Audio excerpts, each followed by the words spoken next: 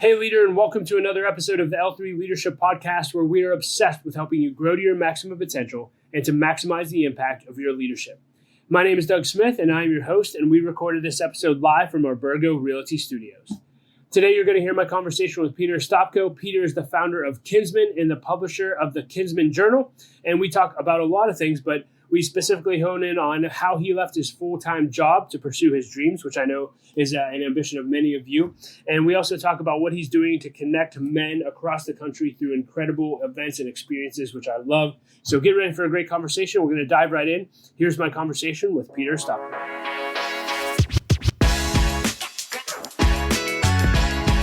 Well, Peter Ostapko, welcome to the L3 Leadership Podcast. We were just talking, and I feel like you're my brother. We're both extremely passionate about community and bringing together people and really creating authentic friendships. And so that's why I'd love to just start diving in, but give people a little context for what you do when it comes to community and connecting people. Well, thank you for having me on here. Honored to be here. Honestly, I was in the business world for about 15 years. I graduated from college in 2008 and graduated with a finance degree. And so, in the midst of a financial collapse. And so I remember our professor saying, hey, you're going to have to look for some new things. And went into insurance and business and ultimately was in banking and spent a lot of time in the community, just, building relationships and just being connected is something that comes very natural to me. But something that I was observing was just a great deal of fragmentation that I saw in our community in Springfield, where we live, Springfield, Missouri. The greater Springfield area is probably about 350,000. So a good size, but certainly not like a thriving city or metropolitan or something, but enough where everybody has something to do. And there's a lot of, everybody's kind of busy with their thing. And so I said, well, what are we doing that is kind of bringing people together? Everybody's kind of got their silo of whether it's a faith silo or, a business silo or even the mastermind or, the country club or whatever it may be. Everybody's kind of got their thing, their tribe, and those are good things. We need those things. But what's the connectivity of those look like within a community? And we started out with Kinsman as a publication, as a really high-end book, a journal designed to really provoke thought and dialogue with men. And then for a couple of years, we just kind of sat on the idea of community and what does that really look like? We didn't want to jump into it. We wanted it to be authentic and the right thing. And so we launched our first Kinsman table gathering in June of 2023. And really what I did is I built out a spreadsheet of 10 different industries, and I picked about 15 men from each one. And I just sent some invites out. And I had space for 100 men. It was invite only. I sent out, I think, 105 invites. I was like, I don't know if I'm going to get 5 RSVPs or 100. I have no clue. And I sent them out. And within 2 weeks, I received about 82 or 83 RSVPs. Wow. Guys are like, I'm not going to miss this. And I said, okay, I think we're onto something here. And after the first gathering that we had, it was just beautiful. It was an incredible just place for guys to come together. I think they were waiting for, okay, what is this? Is he going to ask me to be a part of like a thing here? Or is this like what's the shtick, right? What's the catch here? But there wasn't any. The heart and the genuine desire was to just bring a sense of community around men that were typically the ones pouring out or doing and showing and giving and all of those things. And I just wanted to create a space for them where they could come and be. And the most common thing I heard that night, I think I had 8 or 9 guys told me either that night or the next day. And a few of them were crying and they said, I didn't know how much I needed this. And so I was just like, there's really something here.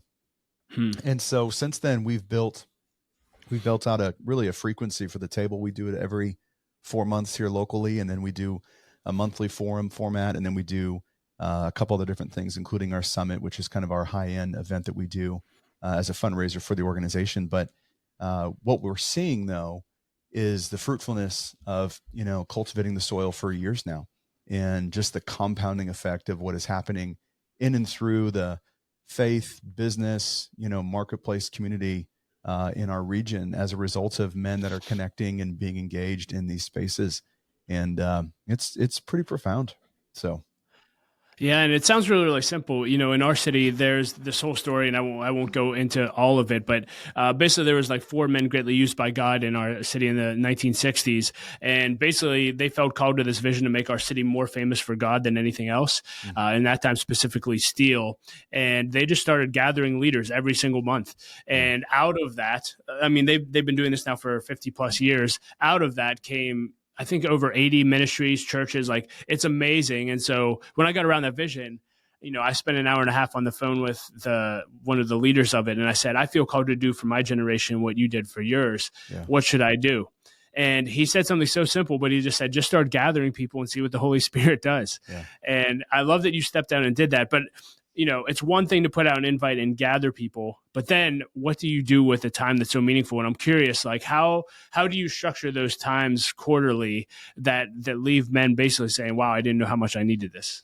Well, I think one of the things that we try to do, let me just first say something real quick that you said that I think is really Sure. important for all of us to hear, is that, in a global economy that we find ourselves in where there's content and podcasts, we have access to so much information and people all across the world. And so as a result of that, we get to hear and learn from, some of the most brilliant communicators and people and teachers and theologians and business minds and all of that. And it's wonderful. But I think through that, there is a lost sense of the importance of community and locality. And what I love about what you said is that there were men locally that said, you know what, we're going to do this here. Yes. And it's interesting because people long for that, and they're just waiting for someone to just pick that up and say, okay, I'm going to run with this. Because ultimately, like you and I, we go to great conferences. I've been to great events and all of that. But at the end, you meet great people and you have fun. But then you come home and you're back in the everyday. And there's something different about, when you're with and spending extended time with people that have the same weather patterns. And, if there's grief in the community, you all share that together. Or if there's a new company coming to town or one that shutters or all of that, like it's felt differently. And so there's something about the community and the sense of locality that those men saw in Pittsburgh that others have seen elsewhere. And we're seeing that here.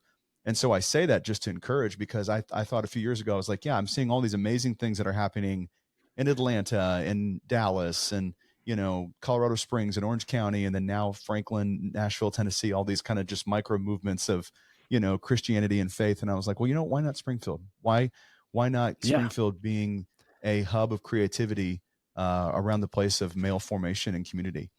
And so I just said, that's what we're going to do. We're going to run with it. And so, anyways, I just want to speak to what you said though, because I think it's really, really important about the focus of local, like that is where transformation and change happens. It's not on this broad growth, outside of our community. It's right where we are. It's extremely important. 1,000%. And again, I feel like I'm talking to myself. This is awesome to find another connector.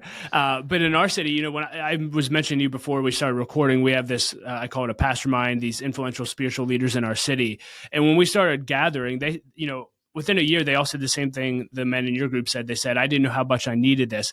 And, when you ask them what they needed, they basically just say friendship. Yeah. But what I think's so important, especially amongst leaders, is all of these guys, if I talked to them before, they could mention the national mentors that they have or the national communities that they're a part of. But in my opinion, and I would say that they would all say the same thing now, that does not make up for the local, hey, I get to see you in person. Like that is what's truly transformational. I don't care how many Zoom calls you're on with people nationally, it cannot make up, in my opinion. Would you say the same thing? Or I would. I was able to listen at a gathering of some guys a year or two years back, and Pete Oakes was speaking, and he talks a lot about spiritual, social, and economic capital. And one of the things he was talking about is the social capital. And he was talking about like connections and friendships and your networks and stuff like that. And he said, you're going to have certain circles that are local. Some of them are going to be more regional and some are going to be more broad. And so I've seen there's benefits to all of them in different ways.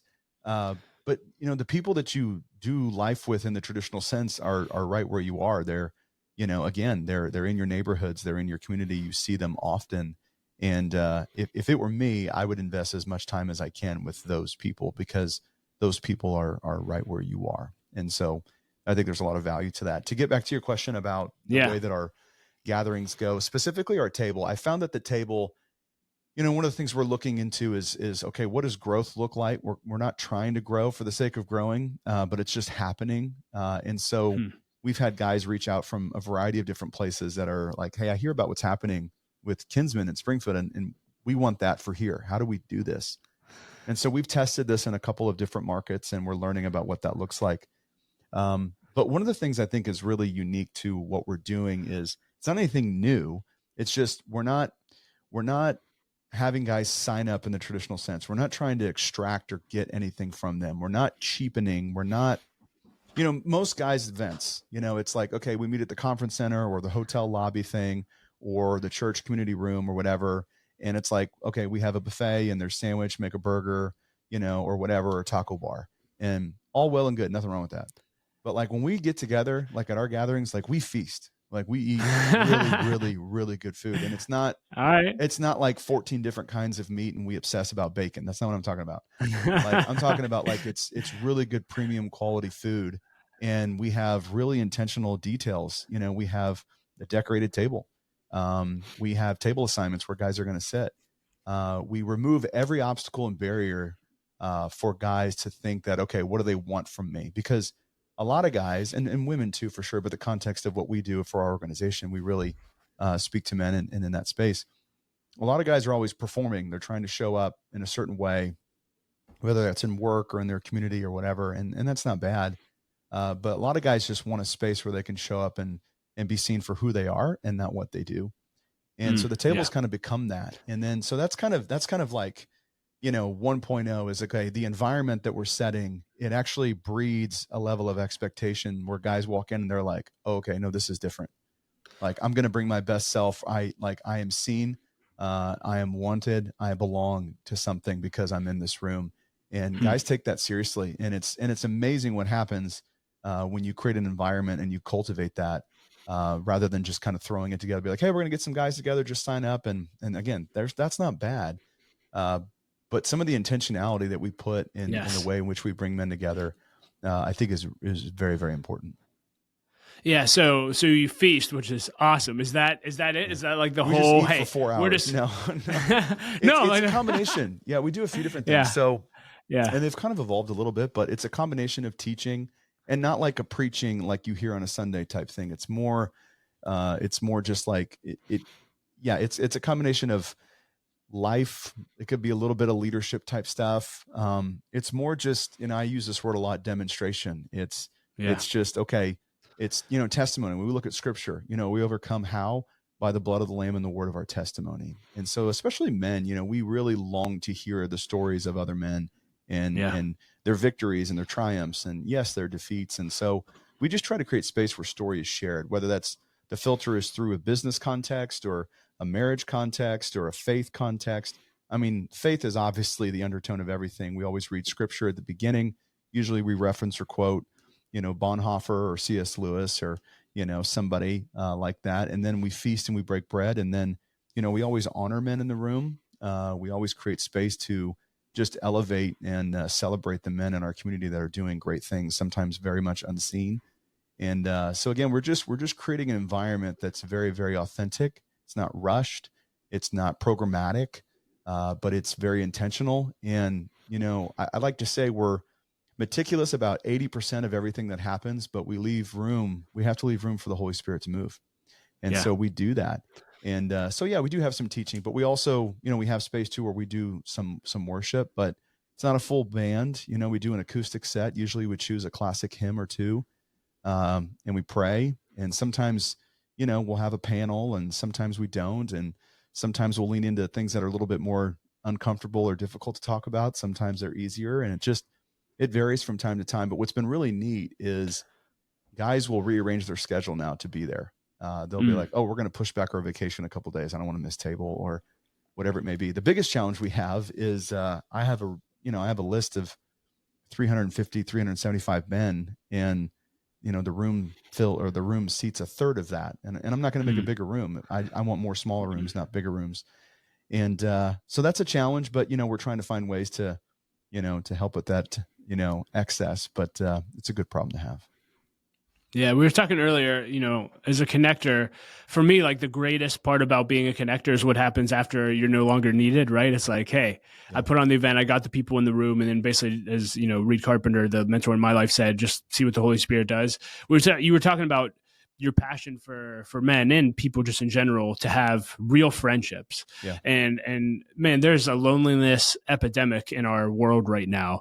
What have you learned about friendship through what you're doing? Is that your ultimate hope for people to come to the table? And what does real authentic friendship look like? At Indosha, we help transform visions into results. What does that mean? We often work with companies who are doing amazing things that have incredible products and services, but fail to communicate what they do properly and market themselves effectively. We passionately serve entrepreneurs, business leaders, and visionaries to see what's in their heart and their visions for the future come to life. We do that by providing fractional marketing leadership and creative execution all in one. That's what we call VCMO. With VCMO, you get a marketing director and a team of creative professionals to help execute all of your marketing needs, all for one monthly cost. How do we do all this? We do it 3 ways. Number 1, we get your vision. We get excited about your mission and your trajectory as a company and come alongside to see you go further, faster. 2, we have a team of talented strategists and creatives to get all of the work done. And 3, we flat out work freaking hard for you and your company. Reach out today. Let's start a conversation. Yeah, we just revamped. That's a great question. We just revamped our formal vision statement. I made a post on LinkedIn about this because we were doing it, and someone was like, "Well, that kind of sounds like a mission statement." I'm like, "Vision, mission, purpose, positioning, whatever. It's a statement that we live by, and it's this: it's to faithfully demonstrate a redemptive, Christ-centered brotherhood and influence others to do the same." When Paul talks about brotherhood in the New Testament, he uses the word philia, love, and when you think about like friendship and brotherhood, like a lot of guys don't think about love, you know what I mean? But it's this idea of attachment. It's this idea of like needing one another. And guys by default want to be independent. They, whether they like it or not, or whether they'll say it or not, like, we all kind of want to have this, like, I made it on my own, this self-made type of thing. And there's no such thing as a self-made man, but there's just the cultural headwinds of, what it looks like for guys to have a brotherhood, to have a friendship, has been hijacked. It's been either perverted on one end, or it's been, overly alpha mailed on the other end. And so guys that are like, okay, well, I don't really know where I fall in this. I don't even know what this looks like. And so we like to say a lot, we're trying to create this demonstration of what it looks like for guys to show up. So part of that is, it's praying with one another. Yes. It's honoring one another. It's wrestling through things. It's just creating space just to be and just to have friendship and connection. I said this before we started recording, but I think in a lot of ways we almost need to unlearn about what friendship looks like. I recently wrote an essay through our email. It was talking about the fallacy of transactional relationships and friendships. And especially for guys, women are just so much better at this. They are so much more authentic. They're much more genuine. And there's challenges there too, of course, but women are just more instinctively and naturally better at connection and friendship than men are. And I got a lot. What I've found is that a lot of guys, they are friendship by association. And so it's like, oh, our kids coach soccer together, so we're friends. It's like, no, you're not. You guys just coach soccer together. Or even this one. This is a common one. Guys just like, oh yeah, we're good friends. No, you're not. Like, we're in a life group together. We get together, for our life groups with our families and our couples once a month. And that's a good thing. You should be doing that or some form of that. But if that's all that it is, like there's so much more there. There's so much more there. If I could tell you the conversations I've had with guys in the last few weeks about suicide, about loss, about grief, about so many things that are deep, about, I just, every guy longs to have connection and friendship with other guys in that way. And I think guys are recognizing and realizing that we really need that, but they don't really know how to go find it, because a lot of times where they go search to find it, it's awkward and it's weird. And in the traditional faith Christian circles, we've layered on this whole weight of accountability and righteousness. And it's like, well, those are important things, but like we lead with shame, and then guys are like, I'm out.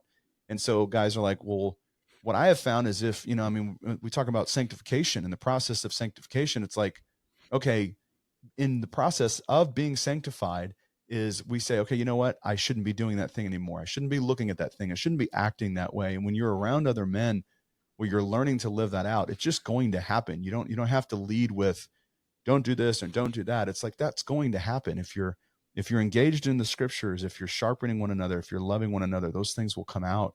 And so I think sometimes we're looking for that quick knee jerk kind of transformation in a person's life, when it's like, we're playing the long game here. Like I'm thinking 10, 20, 30, 40 years ahead in everything that we do.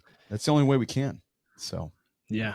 Oh, and what you just said is exactly why what you're doing is so important. Again, gathering people, because again, most people crave that, but they don't know how to get it. The language that we use around this is that everybody, and I was specifically talk to leaders, needs a group in which they're fully known, fully loved, and fully challenged. And you need all three, right? You need a place where you can talk about suicide or grief and know that it's a safe place and that you'll be fully loved unconditionally, regardless of what you're bringing up, regardless of when you mess up, etc. But at the same time, and for me, it's most important is you're going to be fully challenged. Sometimes we do need people to get in our face and to slap us and say, what are you thinking? Are you crazy? Yeah. And so thank you just for providing opportunities like that. You mentioned the quarterly gatherings. I'm also curious, like your big annual gathering is coming up in September. Yeah. Like what's the difference in that and what's kind of the purpose and agenda for that whole thing? Yeah. So our organization, we're a 501c3, and I served on a lot of boards and was involved in a variety of things before we launched Kinsman and the organization. And one of the things I always wanted to set out to do was to create a diversified revenue stream as an organization.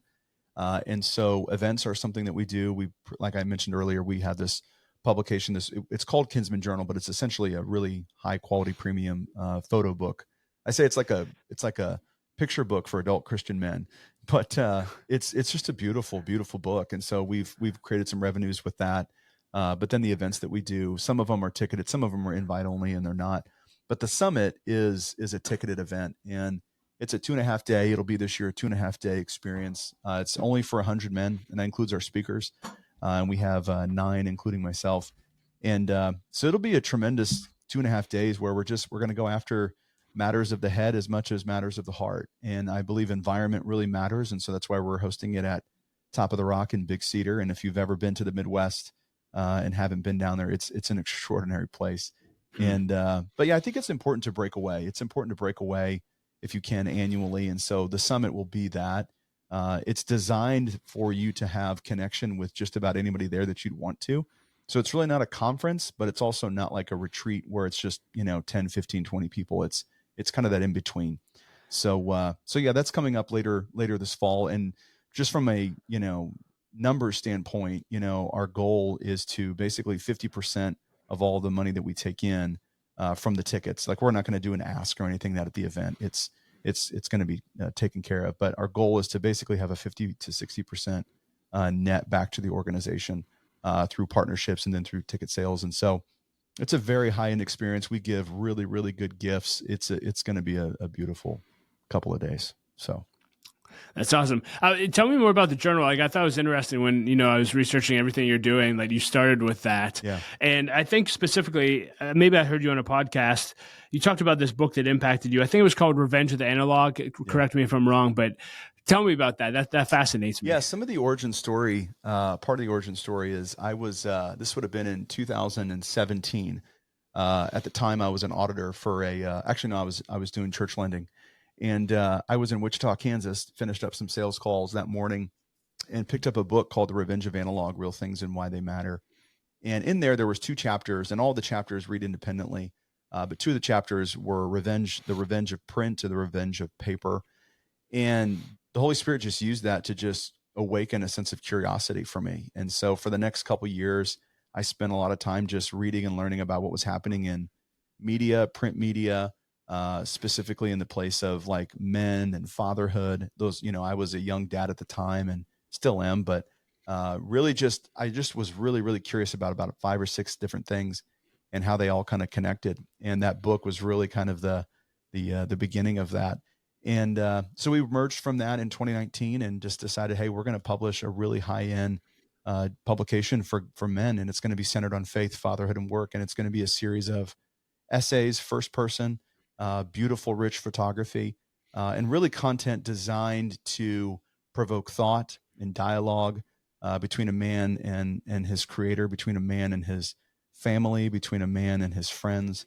And so really, a lot of what we do organizationally, even to this day, has been birthed out of, the dialogue that we first had on paper. And now that we're having them in proximity and in gathering spaces. But publishing is very much a part of our organizational DNA. And we're looking at ways where we're going to continue to do that in creative ways outside of future volumes, but also in between. So the book, I will tell you, there is, and I say this just with humility, but there's nothing like it out there. Nothing. Every single guy that gets it, they're like, this is unbelievable. Like, there's a lot of really great books out there, but a lot of guys just don't read them. They'll read some of them, but not all of them. And I've ran into guys multiple different times at different things, and they're like, I still go back and I read the Words to Live By every single month. And it's as much I think it was John Tyson that said this. He goes, man, this is like a modern day artifact. And that's really what it is. It's an artifact. And so it's a beautiful book. We have it. The second print that we did, we actually created a gifting experience with it. And so when we ship it out, it's basically ready to be given as a gift, because we found a lot of people like to give it that way. So. Wow. Really cool. You mentioned you're a father and you're locking arm with all these guys. So, I'm a father of 5 as well. So I just always love asking dads, especially people who are in community a lot. What are your top 5 parenting tips that you're learning about? It doesn't have to be 5, but man, what's working when it comes to fatherhood for you? Yeah. Boy, there's the heavy ones and there's the light ones. The light ones, I would start out with this is, you got to be intentional with each of your kids differently. They have different needs. You can't parent them all the same, which is hard. You can still be fair, but you need to parent them differently. They have different needs. And no matter what their age is, they all crave and want one-on-one time. So try to find time for that. It's extremely important. I'm seeing that. It's hard to do, but it's extremely important.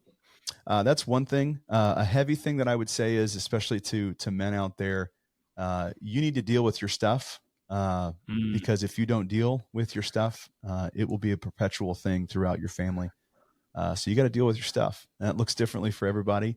It could be something small. It could be something really, really big. I don't want to say, I don't believe necessarily in generational curses. I don't believe in that, but I do believe there are strongholds that are carried down. But the blood washes that. we are made new. We are a new creation in Christ. And so I see a lot of men that they fall back to the false self, and they don't live from the true identity that is spoken over us in Scripture when we are a son of God. And so I think dealing with that is an extremely important thing for men. I think the other thing that I would say, a parenting tip, this is kind of a non-traditional parenting tip, something I've been mentioning a little bit. I see this in Christendom, where men, especially if they come from kind of a fractured, broken dynamic at home growing up, or with their own, father, is they overcompensate. And so now they're like, their life is centered around their children, because they want to be at everything and be the best at it. And those are good things. But you got to take care of yourself too.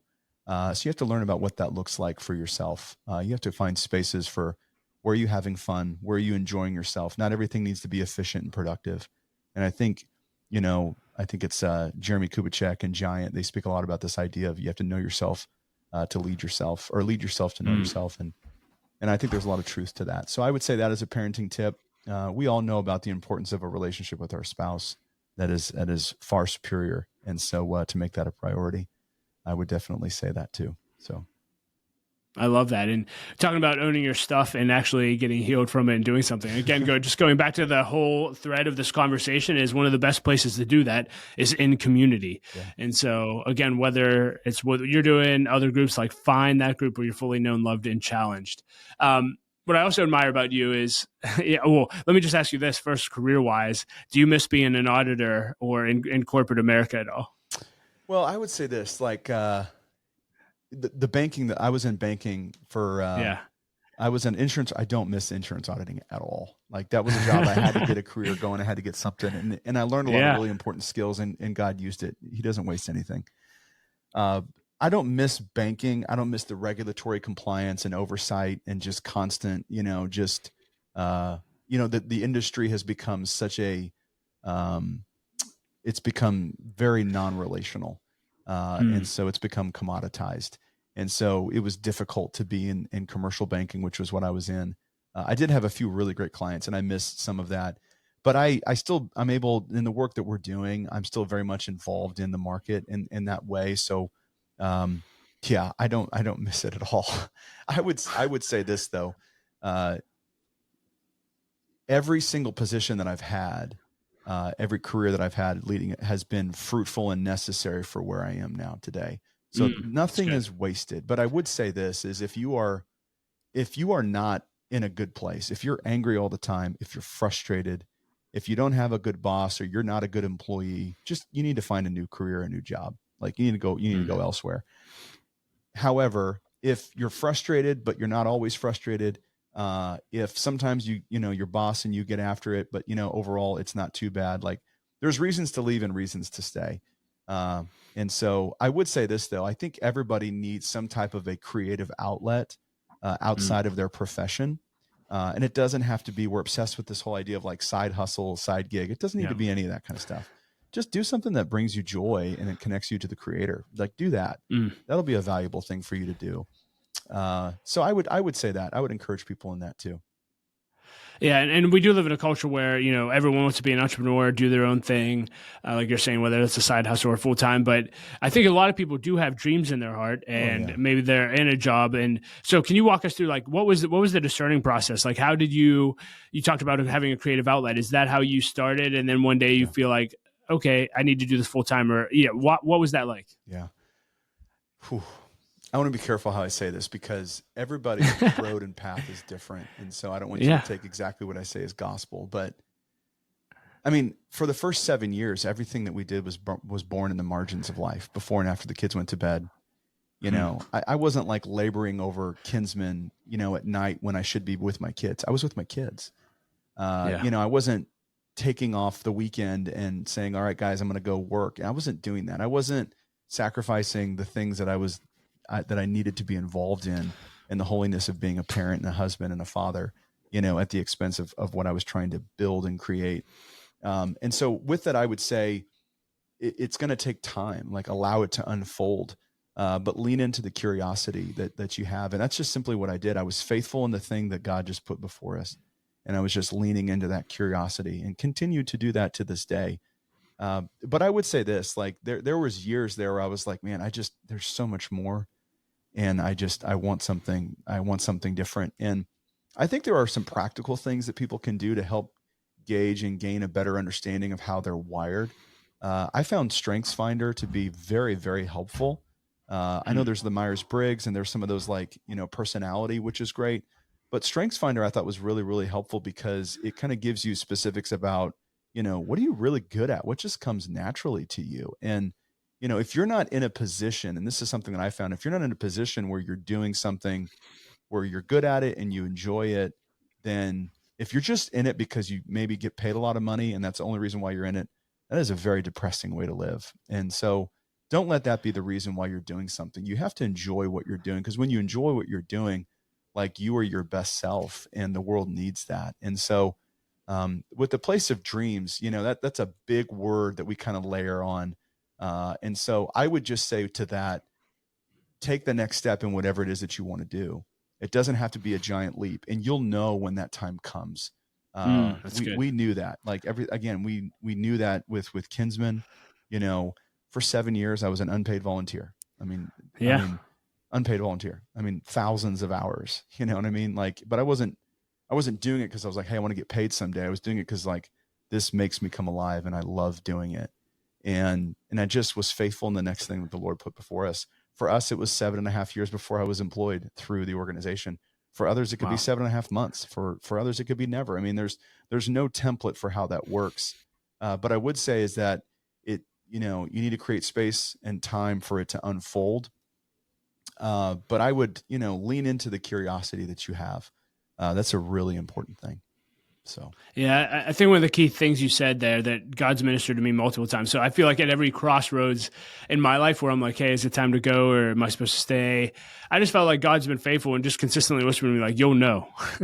Anyway, and it sounds so simple, but it's like, okay, like if I'm supposed to jump and go do something else or to go do this full time, like I'm going to know. I don't have to stress. And until that, like you said, just be faithful where you're at and with what God's put in your hand for this season. And it really is that simple, but we tend to way overcomplicate things. Yeah. And I would say this, like, one pre-qualifier is you have to be in unity with your spouse on this. Like if you're not in unity on it, like you definitely don't need to move forward with it. You have to be in unity on that. Have to be.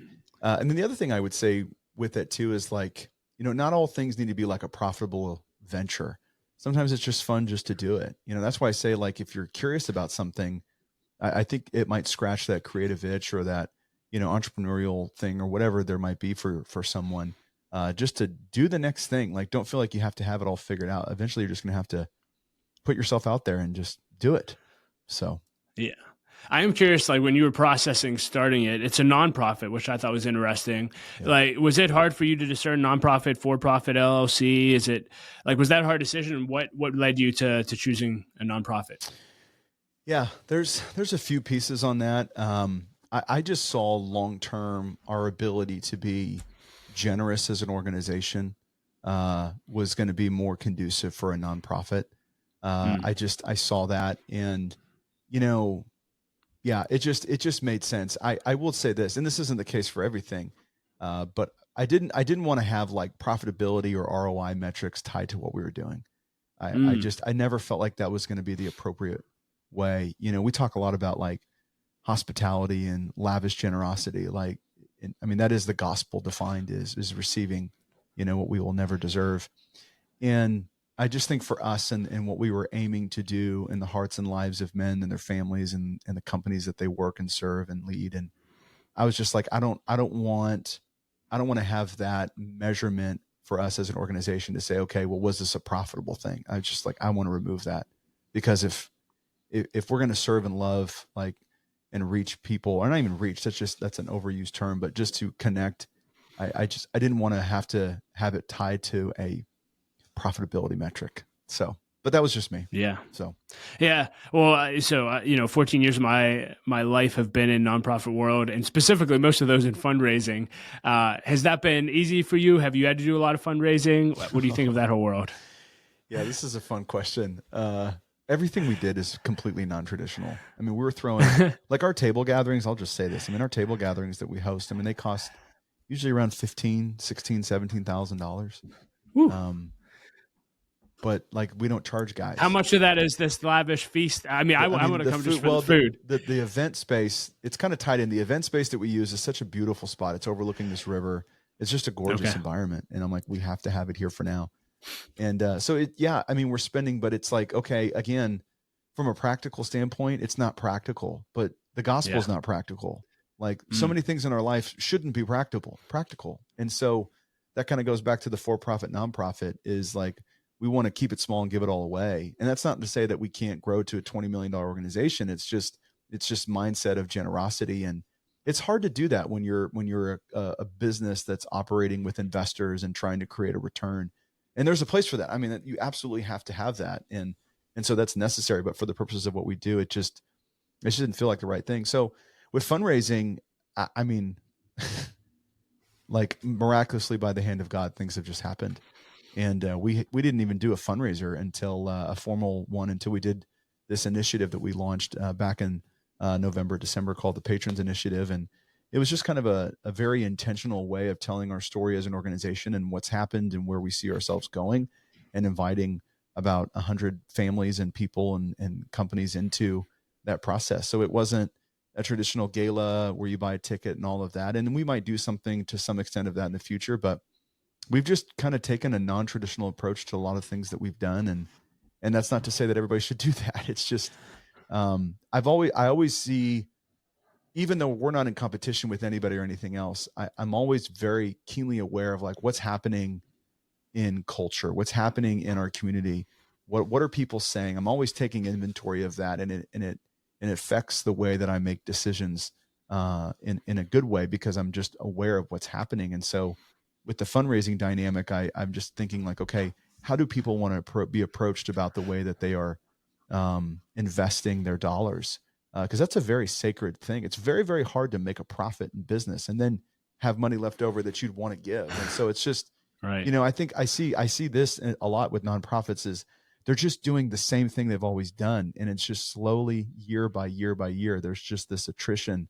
And it's like, we have to have more creativity about the ways that we're engaging in the work that we're doing organizationally.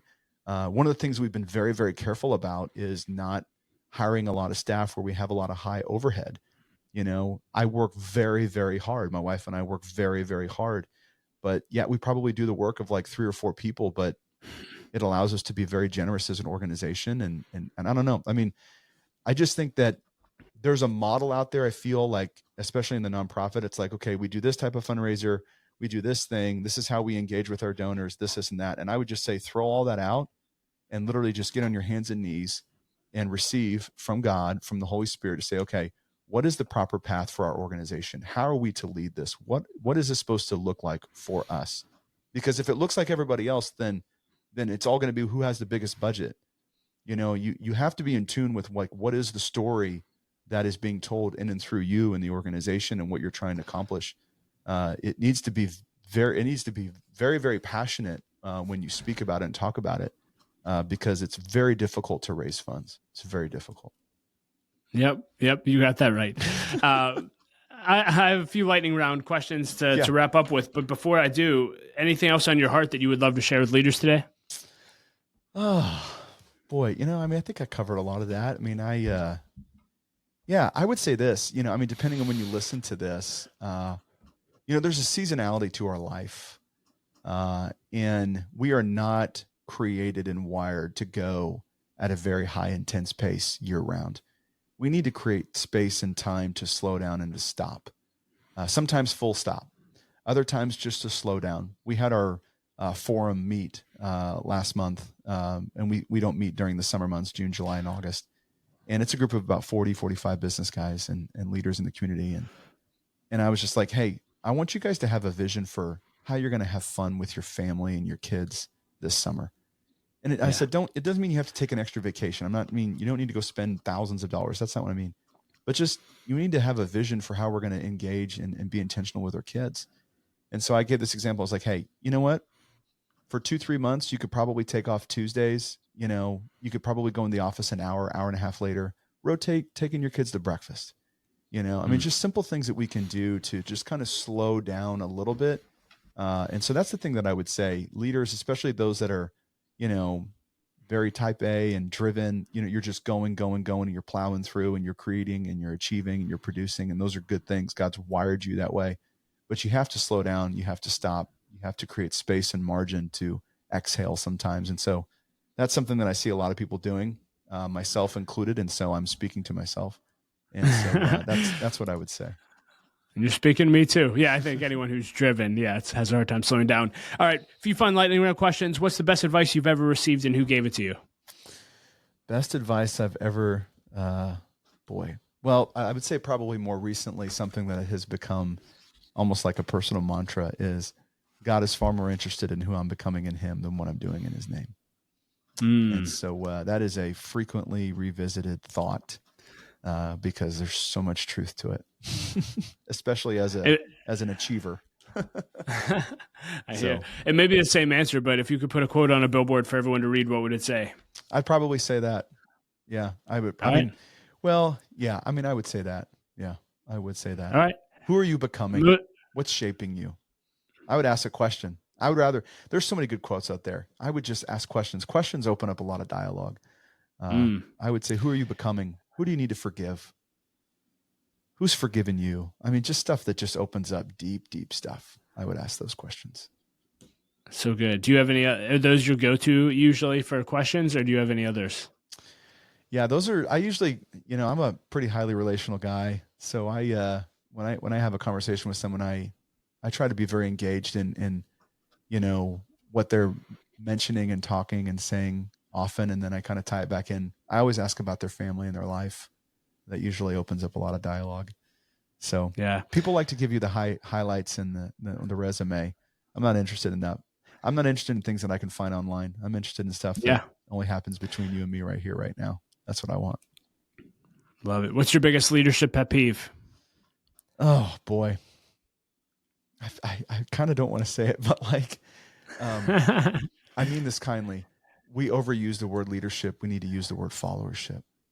Everybody's trying to be something and build flat platforms. And I don't know, like I see the humility in Christ, and I think we could all use a big dose of that right now in the way that we love and serve. And I think in our humility, in our following of Jesus, I think that people are going to be drawn into that and say, okay, what's different? And then what we're doing is we're pointing people back to him in the way that he modeled life, you know? And so that's what I would say. I think everybody's trying to, and this is what I would say too with this is everybody's trying to be the person to the left and to the right. Just be who you are. You don't have to, like, if you're a pastor, you don't have to have multi-site. Like, you don't have to grow. Like, you just like that.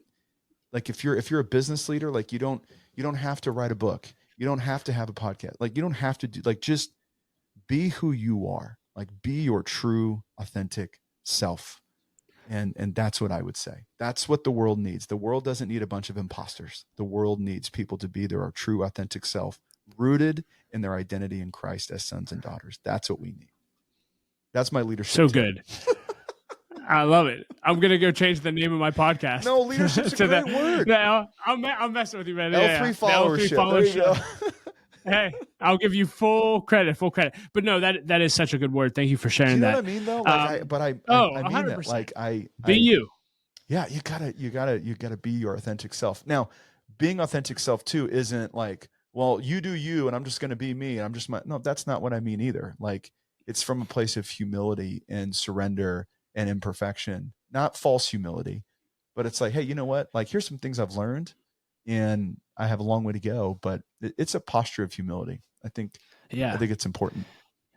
Which is, again, not to beat a dead horse, but it's like, that's why you need to be in a community. If you and I are in a community and you see that in me, you can call it fully challenged, right? It's like, hey, I don't know that you're being true to what God's called you to do, and man, I think that's so good. So thank you for sharing. You know, you're all about experiences, which I am too. I'm just curious, is there a bucket list experience that you've had that you think everyone should experience before they die? And if so, what is it? Well, I'll say one that I want to do. I want to take my wife to Italy. That is definitely something. Let's go. Like, we'd love to go to Italy. I tell you what, the Italians, they got it right with their food. I could eat pasta and just, I could live on a vineyard, and I mean, that's something that is a bucket list trip to Europe. We're big baseball fans. We love baseball. And so I want to take my kids to all the different stadiums. That's a big dream of mine. Have you been to PNC Park in Pittsburgh? I haven't, but if you want to hook me up, I'd love to. It's like top 3. It's a beautiful, beautiful stadium. Yeah, come visit, man. We'll host you, and we'd love to have you. I'd love to come. Let's make that happen. Yeah. This would be a wild shot. Have you ever heard of a pastor named Matt Keller? Oh yeah. Well, is it Fort Myers, Florida? Yeah, there's one in Florida. Next. Yeah. Okay. Yeah.